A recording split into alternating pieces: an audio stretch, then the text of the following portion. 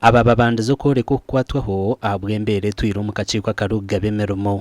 And I remember the former chairperson of the Service Commission made a response over the radio that for him he does not know who says not many politicians.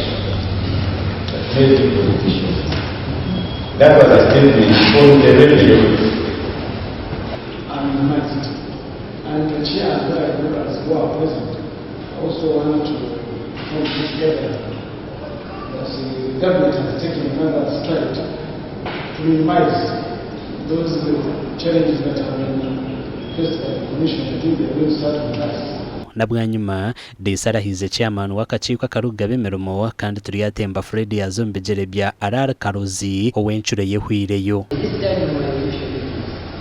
umurimo wo guhinga buvunanyizwa bubampa igorobi konke kindi kwamya habwe sharazanyi umurimo wo guhinga kunyangugira shabakacikwa karuga bemerumo kwebembeza ubuntu integrity humility and integrity ureba ngo abantu barinde kitinisa cya Kamwenge barinde kitinisa cyabo kandi n'abana baitu abarimo n'aba bari kora chief administrative officer na technical team na chairperson na political wing yona ukureba ngo bahanga n'kitinisa amakuru agagasha kwa Anthony Atwine.